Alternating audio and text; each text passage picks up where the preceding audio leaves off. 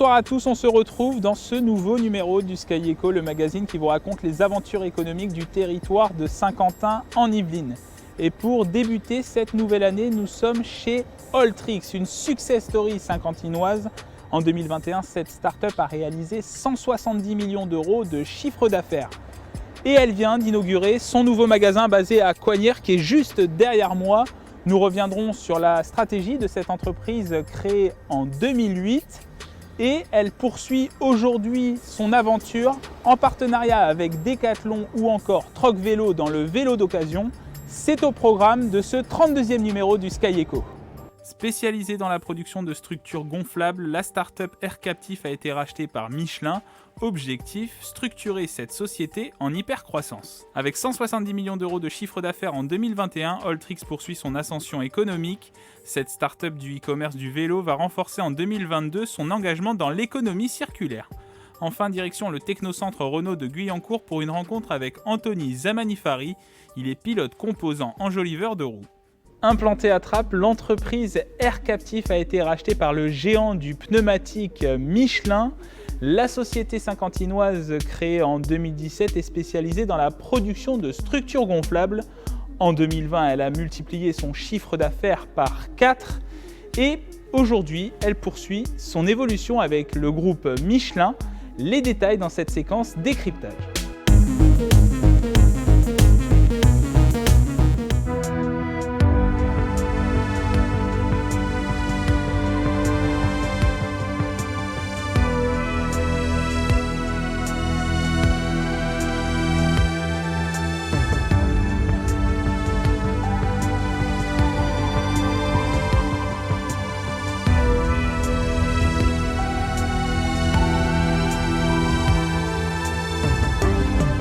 Durant la crise Covid, en fait, les deux sociétés avaient commencé à travailler ensemble en fait, sur une thématique de coussins gonflables à usages médicaux. Lorsqu'Emmanuel Fievé, le fondateur d'Aircaptif, s'est manifesté comme étant vendeur de sa société, de sa start-up, les pourparlers se sont engagés durant l'année 2021.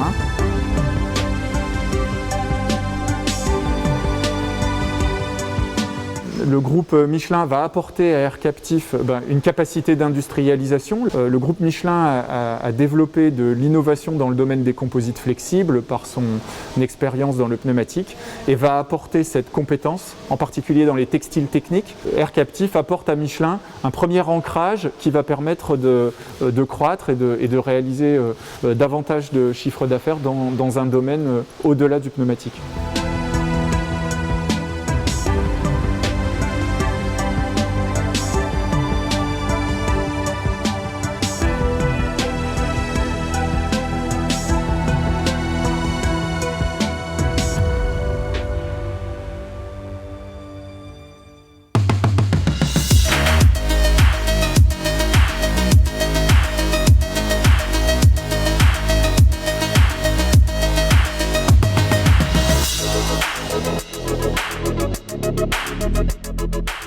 Déjà situé à Coignières, Alltrix vient de changer de magasin passant de 480 m² à 1200 m². Une surface commerciale dédiée aux vélos, aux activités extérieures avec un atelier de réparation et plein de nouveautés. Alltrix, une start-up devenue grande. Pour en parler, nous sommes avec Gary Ansins, son fondateur. Bonjour. Bonjour.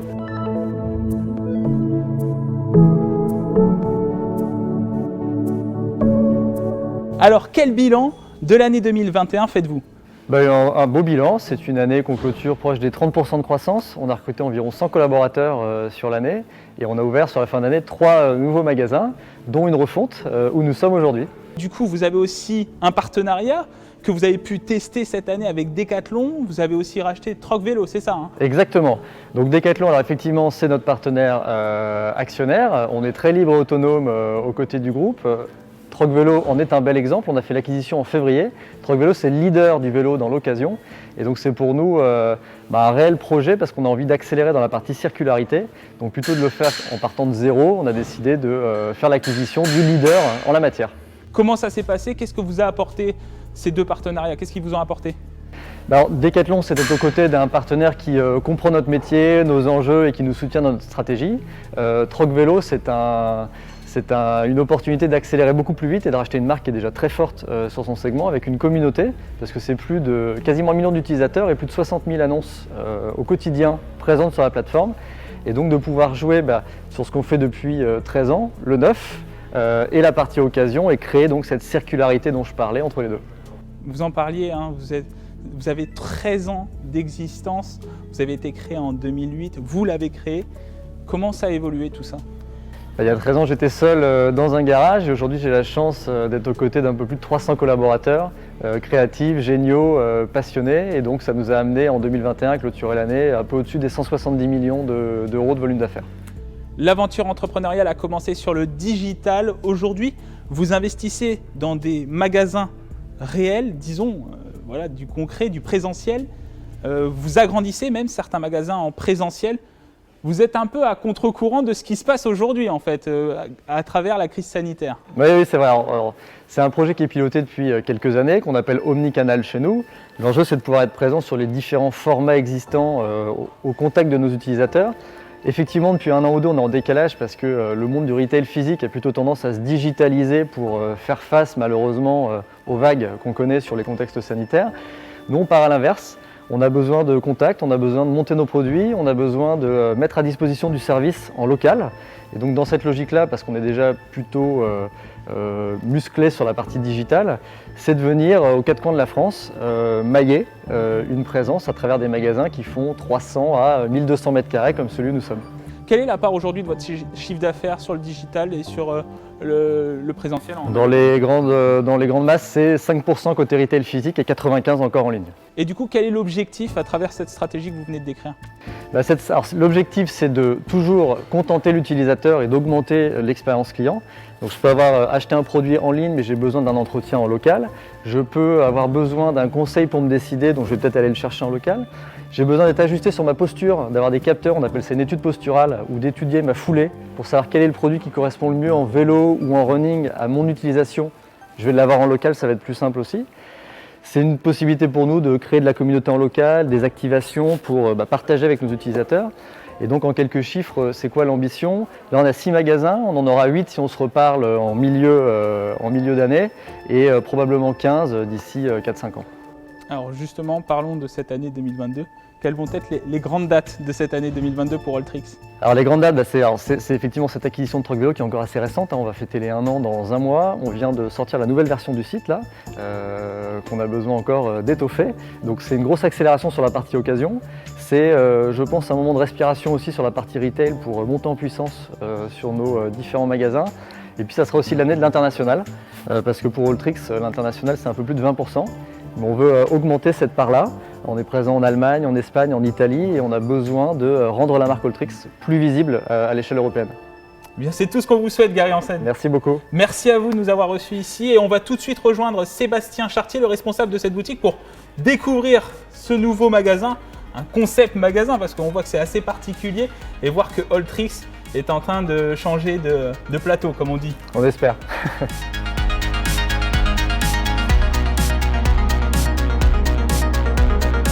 Bonjour Sébastien Chartier. Bonjour.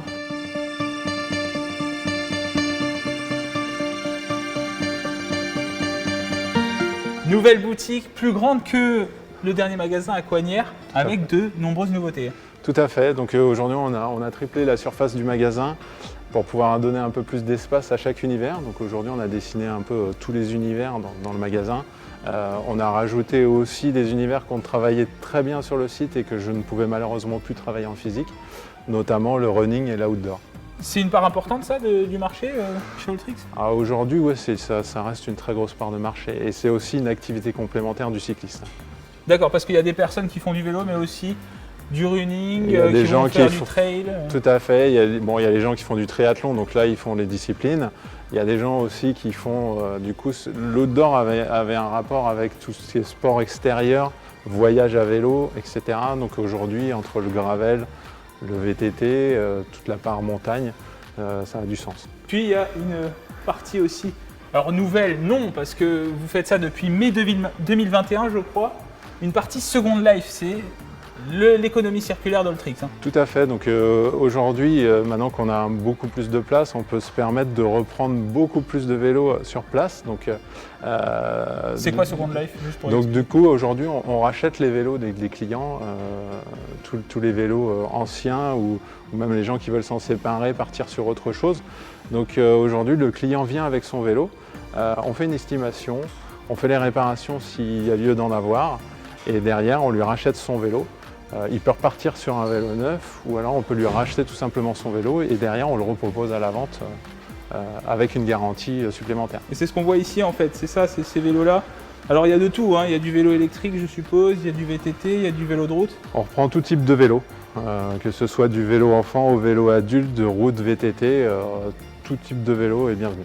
Et donc c'est quoi? C'est des petites réparations, ça peut être sur par exemple le pneu, ça peut être... Ça peut être effectivement, il faut que les pneus puissent durer au moins une bonne année, enfin suivant le kilométrage défini, que la transmission elle soit récente, voire neuve. Donc quand les vélos viennent avec des transmissions vraiment très usagées, on repart sur du neuf.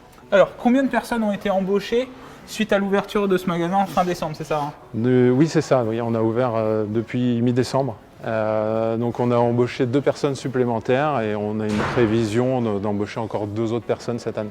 Qu'est-ce qu'on peut vous souhaiter pour 2022, Sébastien? Beaucoup de vélos, beaucoup de clients. Voilà, bon, je dirais une météo propice à l'activité du plein air. Merci Sébastien Chartier, De rien. responsable du magasin Alltrix à Coignières et le SkyEco se poursuit.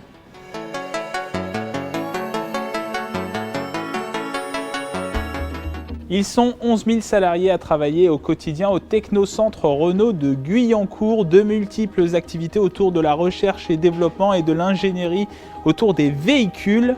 Parmi eux, il y a Anthony Zamanifari. Il est spécialisé sur l'activité autour des enjoliveurs des roues. Rencontre dans cette séquence Ma vie de salarié. Je m'appelle Anthony Zamanifari, j'ai 27 ans, je travaille au Technocentre Renault et ma fonction ici c'est d'être ce qu'on appelle pilote composant enjoliveur de roues.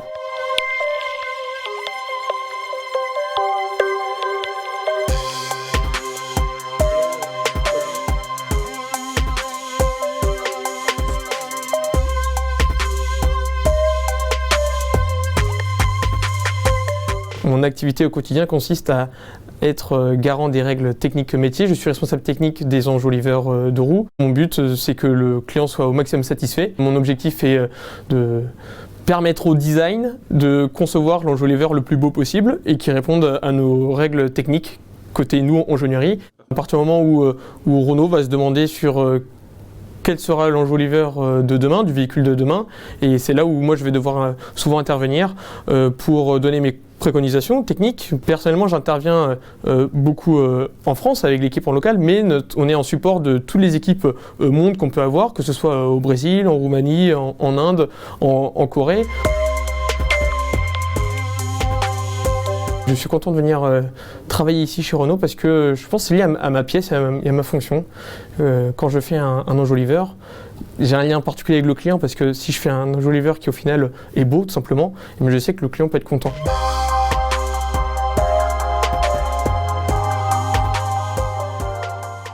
C'est la fin de cette émission, merci de l'avoir suivi, je vous souhaite une bonne année 2022. Vous pouvez revoir cette émission en replay sur notre site internet ou sur l'application mobile. À bientôt sur TV78.